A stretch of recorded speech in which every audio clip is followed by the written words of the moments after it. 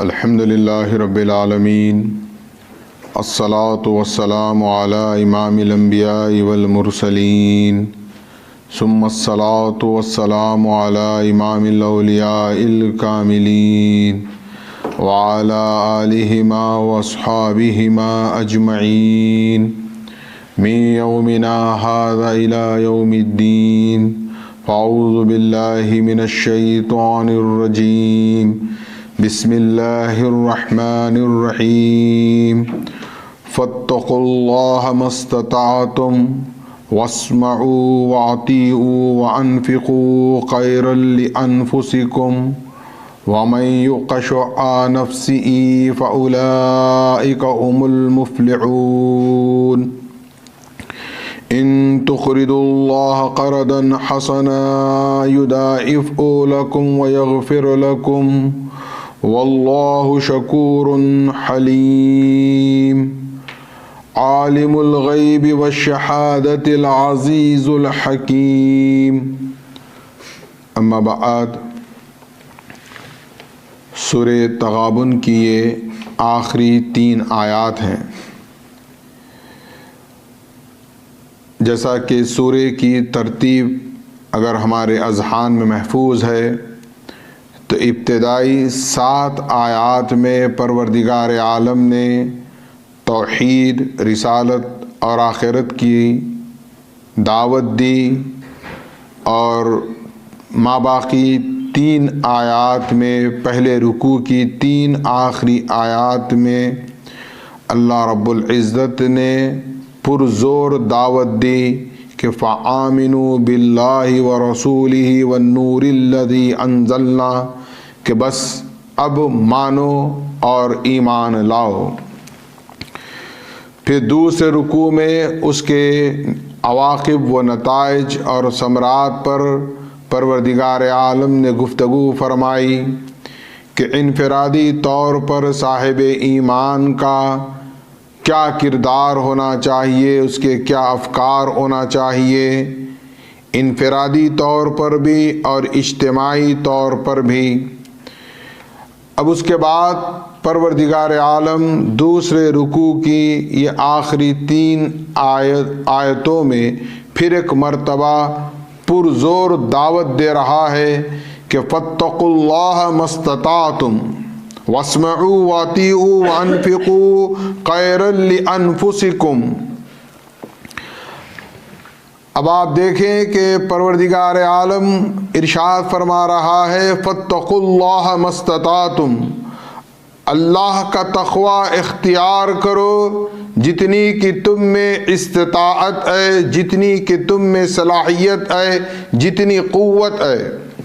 اور پھر اس کے ساتھ فرمایا واسمعوا واطیعوا، سنو اور اطاعت کرو، وانفقوا خیرا لانفسکم، اور انفاق کرو مال کا، اور پھر اس کے ساتھ ساتھ ومن یوق شح نفسہ، جس مال کے بخل سے اپنے آپ کو بچائے رکھے ہو، مال کی محبت میں تم انفاق فی سبیل اللہ نہیں کرتے، اس سے بچو، اور پھر اگر تم ایسا کرو گے فاولئک ھم المفلحون، اور وہی لوگ کامیاب ہیں۔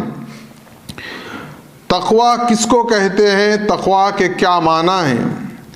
قرآن مجید فرقان حمید میں پروردگار عالم نے کئی ایک مقامات پر ارشاد فرمایا کہ فاتقوا اللہ فاتقوا اللہ۔ تقوی کے معنی کیا ہیں؟ عام طور پر ہمارے پاس اس کا ترجمہ یہ کیا جاتا ہے کہ اللہ سے ڈرو۔ یہ ترجمہ آپ دیکھیں کہ پروردگار عالم کی ذات گرامی مرتبت سے میں سمجھتا ہوں کہ مناسبت نہیں رکھتا، چونکہ اللہ معاذ اللہ کوئی ڈراؤنی چیز کا نام نہیں ہے، اللہ کوئی خوفناک شے کا نام نہیں ہے، معاذ اللہ ثم معاذ اللہ۔ پھر تقوی کے کیا معنی ہیں؟ تقوی دراصل وقا یقی سے ہے، بچنا اور بچانا۔ اسی سے ہے کہ فقینا عذاب النار، اے پروردگار تو ہمیں جہنم کی آگ سے بچا۔ جب یہ باب تفاعل میں جاتا ہے تو اس کے معنی ہو جاتے ہیں اتق اللہ، اتقا اس کے معنی ہوتے ہیں یعنی بچنا اور اپنے آپ کو بچانا۔ یہ ڈر اس معنی میں ہوگا کہ اگر ایک سعادت مند بچہ اپنے والد سے اس معنی میں ڈرتا ہے کہ اگر میری غلطی اور خطا سے، میری کوئی حرکت اور میرے کوئی فعل سے میرے والد کو تکلیف ہوگی، تو یہ اس انداز میں ڈرنا ہے۔ یہاں ڈرنے سے مراد معاذ اللہ کوئی ایسی بات نہیں ہے، بلکہ بچنا ہے اللہ کی نافرمانی سے۔ جب آپ اور ہم اللہ کی نافرمانی سے بچیں گے تو روز آخرت ہم جہنم کی آگ سے بھی بچیں گے۔ لہٰذا یہ اللہ رب العزت سے جب محبت ہوگی تو اس کے لحاظ میں جیسا کہ ایک سعادت مند لڑکا اپنے باپ سے ڈرتا ہے اس انداز میں ڈرنا ہوگا، ورنہ حقیقت میں ڈرنا نہیں ہے۔ اللہ رحمان ہے، رحیم ہے، کریم ہے۔ اللہ تو 70,000 ماؤں سے زیادہ محبت کرنے والا ہے۔ ہم عام طور پر کہتے ہیں اللہ سے ڈرو، اللہ سے ڈرو۔ اللہ سے ڈرنا اس معنی میں نہیں ہے، بلکہ اس معنی میں ہے کہ ہم سے کوئی ایسا عمل نہ ہو جائے جو اللہ کی نافرمانی کا ہو، اور اللہ کی ناراضگی کا ہمارا کوئی فعل، ہمارا کوئی عمل اس کا باعث بنے۔ اس سلسلے میں پورے قرآن مجید میں سورہ آل عمران کی آیت نمبر 102 بہت ہی اہم آیت ہے کہ پروردگار عالم ارشاد فرماتا ہے یا ایھا الذین آمنوا اتقوا اللہ حق تقاتی، اے ایمان والو اللہ کا تقوی اختیار کرو جیسا کہ اس کا تقوی اختیار کرنے کا حق ہے۔ جب یہ آیت کا نزول ہوا تو اصحاب رسول صلی اللہ علیہ وسلم حیران و پریشان ہو گئے اور بارگاہ رسالت مآب صلی اللہ علیہ وسلم میں حاضر ہو کر عرض کرنے لگے کہ یا رسول اللہ صلی اللہ علیہ وسلم، اللہ رب العزت فرما رہا ہے یا ایھا الذین آمنوا اتقوا اللہ حق تقاتی، ہم اللہ کے تقوی کا حق کیسے ادا کریں گے؟ آپ دیکھیں کہ صحابہ کے قرآن پڑھنے اور سننے میں اور ہمارے قرآن پڑھنے اور سننے میں کتنا بڑا تضاد ہے۔ آج ہم قرآن پڑھتے ہیں یا سنتے ہیں تو ہماری نیت ہوتی ہے کہ ہمیں اس کا اجر ملے، ثواب ملے۔ ہماری نیت میں قرآن کا پڑھنا یا سننا باعث ثواب و اجر ہے، لیکن اصحاب رسول کا سننا اور قرآن کا پڑھنا یہ تھا کہ جب وہ قرآن پڑھتے اور سنتے تو وہ یہ دیکھتے کہ ہم کہاں تک اس پر عمل کر سکتے ہیں۔ آج ہم عمل کی بات تصور میں بھی نہیں لاتے، بس سمجھتے ہیں کہ قرآن کو پڑھ لیں گے ثواب مل جائے گا، اجر مل جائے گا۔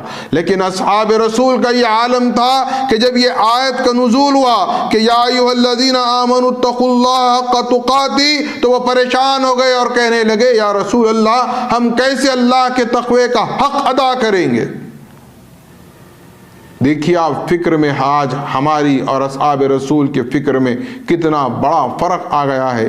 آقا کونین محمد الرسول اللہ صلی اللہ علیہ وسلم نے اپنے اصحاب کی اس کیفیت کو دیکھا، تب پروردگار عالم نے پھر اس آیت کو نازل فرمایا فاتقوا اللہ ما استطعتم، تم میں جتنی استطاعت ہے حتی الامکان تم جتنا اس کا تقوی اختیار کر سکتے ہو اس کا تقوی اختیار کرو۔ تب صحابہ کی جان میں جان آئی کہ واقع میں ہم اپنے طور پر پوری کوشش کریں گے کہ کس طرح تقوی اختیار کریں۔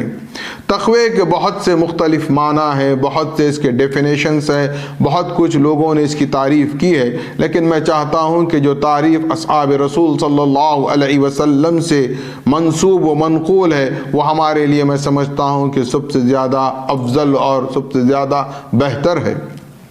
چنانچہ ایک مرتبہ امیر المومنین حضرت عمر ابن خطاب رضی اللہ تعالیٰ عنہ کے دور خلافت میں آپ کی مجلس شورا کا اجلاس ہو رہا تھا۔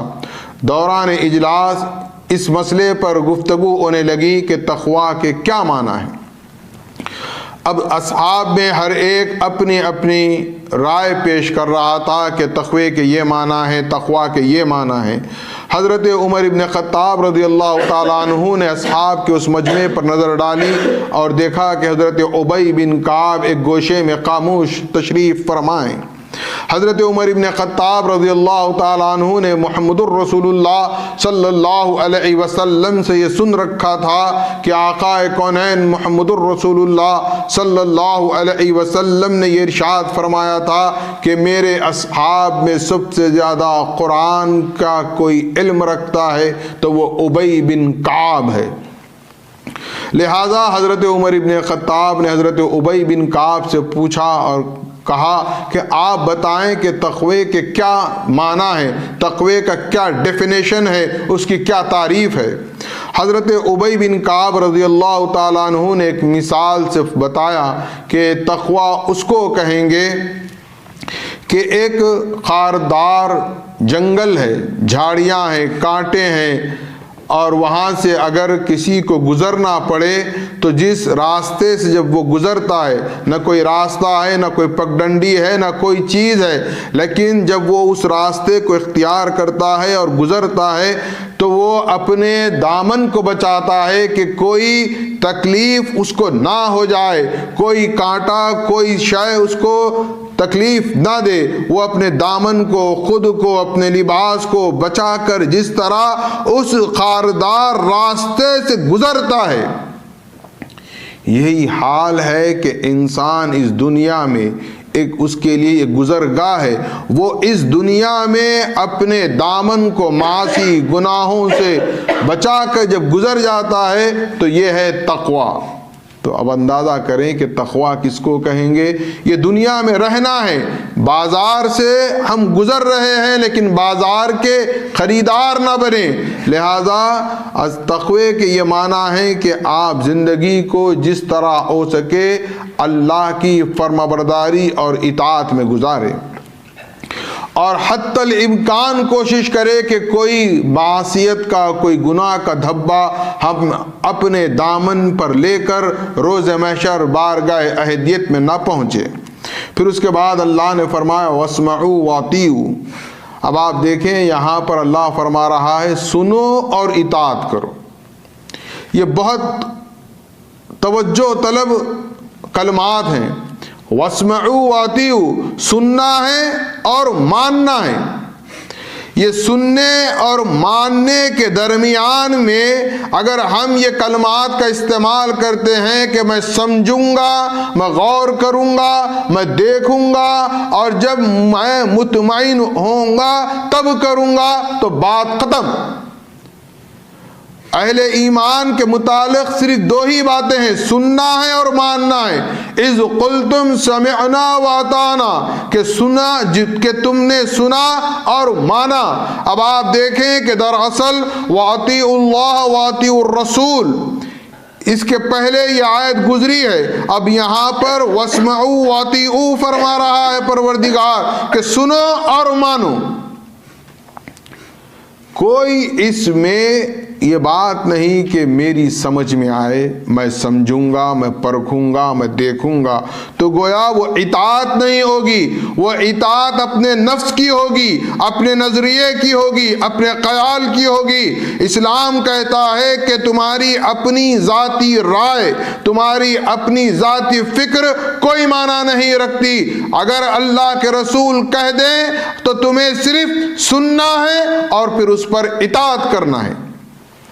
تو آپ دیکھیں کہ واطیعوا اللہ واطیعوا الرسول، اطاعت اللہ کی کس طرح کرے گا بندہ؟ اللہ کی اطاعت عملی طور پر محمد الرسول اللہ صلی اللہ علیہ وسلم کی اطاعت جب کرے گا تو وہ دراصل اللہ کی اطاعت ہے۔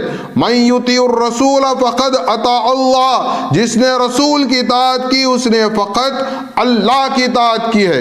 اب آپ یہاں پر یہ بات بھی غور کریں کہ واطیعوا اللہ واطیعوا الرسول، لیکن یہاں پہ پھر یہ فرمایا واسمعوا واطیعوا۔ یہاں پر جب دوبارہ یہ بات کہی جا رہی ہے تو معلوم ہوتا ہے کہ اس کا مفہوم کچھ اور ہے۔ یہ معاملہ ہے بیعت کا، اصحاب رسول کی کیفیت دیکھیں آپ کہ وہ کیا ہے، باعیان رسول اللہ صلی اللہ علیہ وسلم علی السمع والطاعۃ، کہ ہم رسول اللہ کے ہاتھ پر بیعت کرتے، سنتے اور اطاعت کرتے۔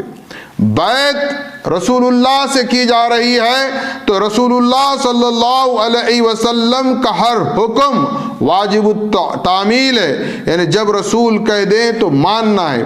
لیکن رسول اللہ صلی اللہ علیہ وسلم کے بعد ایک نظام امارت ہے، بیعت کا سلسلہ جاری ہے، یہ منقطع نہیں ہوا کہ آج ہم سمجھتے ہیں کہ نہیں بیعت صرف رسول اللہ سے کی جا سکتی ہے، یا بیعت صرف بیعت کے لیے معصوم عن الخطا ہونا ضروری ہے۔ تو آپ کو چاہیے کہ آپ سیرت النبی صلی اللہ علیہ وسلم کا مطالعہ کریں کہ خود محمد الرسول اللہ صلی اللہ علیہ وسلم اپنی حیات مبارکہ میں بے شمار مواقع پر کیا آپ نے اپنے فوجی دستوں کے ذیلی ضمنی امیر نہیں بنائے؟ کیا ان کی اطاعت واجب نہیں تھی؟ خود رسول اللہ موجود رہتے ہوئے اپنے اصحاب کو کسی بھی مہم کا امیر بناتے تو جو افراد، جو اصحاب اس امیر کی امارت میں، اس کی قیادت میں جاتے تو ان کے لیے لازم و ملزوم ہوتا کہ وہ اپنے امیر کی اطاعت کرے۔ یعنی رسول اللہ اپنی حیات مبارکہ میں یہ اجازت دے رہے ہیں اور آپ خود اپنی جانب سے امیر بنا رہے ہیں۔ آج ہمارے پاس بیعت کی اہمیت ختم ہو گئی ہے، لیکن آپ دیکھیں کہ بیعت دراصل ایک بنیاد ہے۔ اب آپ کہیں گے کہ یہ جو بیعت رسول اللہ صلی اللہ علیہ وسلم کی حیات مبارکہ میں رسول اللہ کروا رہے ہیں وہ فوجی مہم کے موقع پر ہے، اس سے کوئی اور بیعت کا تعلق نہیں ہے، تو پھر آپ کو دیکھنا پڑے گا کہ جب محمد الرسول اللہ صلی اللہ علیہ وسلم مدینہ منورہ کے باہر کسی کو معلم اور امیر بناتے تو کیا وہاں پر بسنے والوں کی بیعت اس امیر پر واجب نہیں کرتے؟ آپ ٹھنڈے دل سے اس بات کو غور کریں۔ جب تک جماعت میں، ملت میں ڈسپلن رہے گا تب تک جماعت کامیاب رہے گی۔ اب آپ دیکھیں آج ہمارے پاس بیعت کا تصور بالکل ختم ہو گیا ہے۔ کیا نتائج ہمارے سامنے آ رہے ہیں آپ دیکھیں، ہر کوئی اپنی جگہ مفتی اعظم علامۃ الدہر بنا ہے، لیکن کیا ہے دراصل بیعت کرنا ہے واسمعوا واطیعوا۔ ہاں، رسول اللہ صلی اللہ علیہ وسلم کے بعد یا آپ کی حیات میں جتنے اصحاب کو یہ ذمہ داری دی گئی ہے، انہیں امیر مقرر کیا گیا ہے، تو وہ معصوم عن الخطا نہیں ہے۔ اگر وہ حکم ایسا دیں جو خلاف شریعت ہے تو آپ انکار کریں، لیکن انکار بھی ایسا نہیں، آپ کو جس بات پر انکار ہے یا اعتراض ہے آپ دلائل سے پہلے یہ ثابت کریں کہ آپ کا حکم دراصل شریعت کے خلاف ہے۔ اگر آپ یہ ثابت نہیں کر سکتے ہیں تو آپ پر اس کی اطاعت واجب ہے۔ یہ بڑی اہم چیز ہے، اور یہ بیعت کا نظام رسول اللہ صلی اللہ علیہ وسلم کے بعد بھی جاری و ساری رہا، اور قوم مہدویہ میں اس کی بڑی اہمیت رہی کہ صاحب دائرہ کے ہاتھ پر بیعت کی جائے۔ بیعت ایسا، آج ہماری بیعت ہمارا تقریباً مذہبی رجحان ایک رسم بن کر رہ گیا ہے۔ تعجب ہوتا ہے مجھے، بعض افراد کہتے ہیں ہم مرشد کی تلاش میں ہیں، ہم دیکھ رہے ہیں کون اچھا مرشد ہے۔ پہلے آپ اپنے آپ کو دیکھیں، آپ کتنے اچھے ہیں، آپ کے پاس کیا معیار ہے، آپ کا اپنا کیا معیار ہے، اور آپ کہتے ہیں نہیں ہم تلاش کر رہے ہیں، ہم دیکھ رہے ہیں۔ آپ دیکھنا، آپ کو یہ اصل مسئلہ کیا ہے کہ سب یہ چاہتے ہیں، اب نظام ایسا بدلا ہے کہ واسمعوا واطیعوا، قرآن کا حکم ہے، اس کے برخلاف نظام ہے کہ نہیں ہم بیعت کریں گے لیکن اس شرط پر کہ مرشد ہماری سنے۔ اگر مرشد مرید کی نہیں سنتا تو وہ مرشد سب سے بڑا خراب اور غلط تصور کیا جاتا ہے۔ کتنا تضاد ہو گیا، قرآن کچھ کہہ رہا ہے، ہم کچھ کہہ رہے ہیں، اور پھر دعویٰ یہ ہے کہ ہم بہت بڑے متقی پرہیزگار ہیں۔ ایسا نہیں ہے. آپ کو یہ چیز سمجھنے کی ضرورت ہے کہ واسمعوا واطیعوا، آپ کو سننا ہے اور ماننا ہے. ہاں جیسا کہ میں نے کہا، کوئی بات، کوئی حکم خلاف شرع ہے اور آپ کو نظر آ رہا ہے یہ خلاف شریعت محمدیہ ہے، تو آپ پر یہ ذمہ داری ہے کہ دلائل سے یہ بات آپ پہلے ثابت کریں، پھر اس کے بعد اس پر عمل نہ کریں. اگر آپ ثابت نہیں کر سکتے ہیں تو پھر آپ پر اطاعت واجب ہے. اب آپ دیکھیں کہ رسول اللہ صلی اللہ علیہ وسلم کی حیات مبارکہ، پھر اس کے بعد آپ دیکھیں کہ دور صحابہ میں تابعین تمام کے ادوار میں دیکھ لیں. ہاں یہ بات اور ہے کہ یہ بیعت پھر منقسم ہو گئی. ایک یہ بیعت منقسم ہو گئی، سیاسی بیعت اور روحانی بیعت. لیکن ہمارے لیے جو نظام ہے وہ نظام خلیفۃ اللہ مہدی موعود علیہ السلام نے جو ہمیں عطا کیا ہے. دائروں کے نظام میں بیعت کی کتنی اہمیت ہے، آج بھی ہمارے پاس کتنی اس کی ضرورت کو ہم سمجھتے ہیں. لیکن اب ہماری فکر، ہمارا نظریہ بیعت کو لے کر بالکل مختلف ہو گیا ہے. لیکن قرآن کے مطابق کیا ہونا ہے؟ واسمعوا واطیعوا. آپ سمجھ کے پھیر میں گئے تو پھر بیعت برخاست ہو گئی. تو آپ اس کو سمجھیں. پھر اس کے بعد کیا فرمایا اللہ نے؟ وَانفِقُوا خَيْرًا لِأَنفُسِكُمْ، مال خرچ کرو. انفقو، قرآن مجید میں جتنی تاکید میں سمجھتا ہوں انفاق پر کی گئی ہے شاید ہی کوئی موضوع ہوگا. لیکن ہمارا حال یہ ہے کہ ہم انفاق سے اپنے آپ کو بچائے رکھتے ہیں. خیر دراصل مال کو بھی کہا جاتا ہے، انہو لحب الخیر لشدید، مال کو بھی خیر کہا جاتا ہے. مال کو خرچ کرنا ہے، انفاق کرنا ہے، اللہ کی راہ میں دینا ہے. اگر ہم اللہ کی راہ میں مال نہیں دیں گے تو یاد رکھیں کہ ہمارا کوئی مصرف صحیح نہیں. اب آپ دیکھیں، آپ کو حیرت اور تعجب ہوگا، اس سورہ تغابن سے پہلے سورہ منافقون ہے. منافقون سورہ میں پروردگار عالم نے نفاق یعنی منافقت کا علاج کس کو قرار دیا؟ انفاق کو. اگر کسی کے دل میں نفاق ہوگا، نفاق کا کیا علاج ہے؟ انفاق. دیکھیے آپ، نفاق کا علاج انفاق ہے. جب بندہ مال خرچ کرنے لگے گا، اللہ کی راہ میں دینے لگے گا، تب جا کر اس کا نفاق اس سے دور ہوتا جائے گا. یہ قرآن کا فیصلہ ہے. اب آپ قرآن کی بات مانیں یا نہ مانیں یہ ہمارا اپنا مسئلہ ہے، لیکن قرآن کہہ رہا ہے کہ نفاق کا علاج انفاق میں ہے.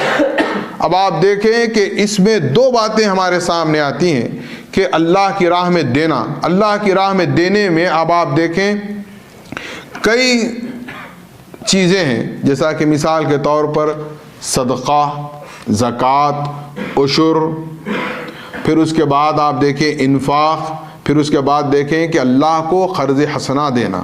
اس کے بعد کی آیت اسی پر بات کر رہی ہے، ان تقرضوا اللہ قرضا حسنا. تو یہ کتنے چیزیں ہو گئی؟ 5 چیزیں ہو گئی: صدقہ، زکوٰۃ، عشر، انفاق اور اللہ کو قرض حسنہ دینا. دیکھیے آپ، یہ 3 کا تعلق سماج سے ہے، صدقہ، زکوٰۃ، عشر کا، کہ سماج میں موجود غریب، غربا، فقراء، مساکین، محتاج، یتیم، آپ ان کی مالی مدد کریں. اب آپ زکوٰۃ کے نظام کو بھی دیکھیں گے تو اس میں 8 مصارف ہیں.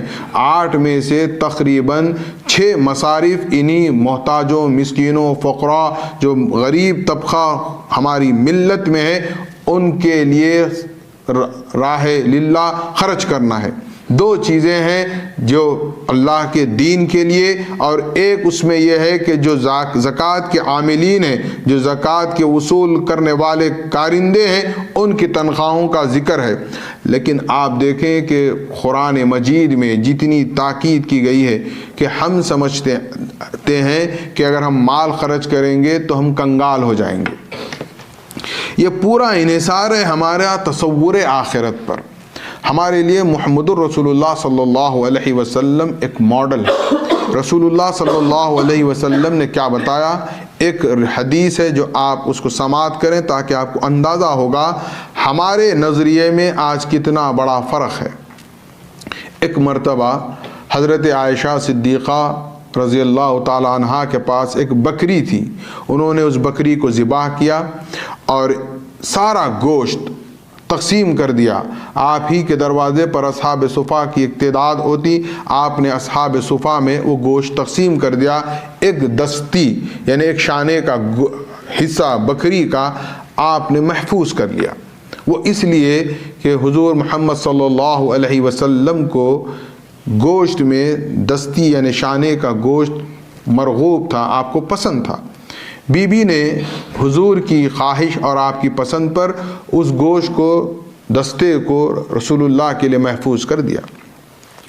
حضور صلی اللہ علیہ وسلم باہر سے تشریف لائے تو حضرت عائشہ سے پوچھا کہ کیا ہوا.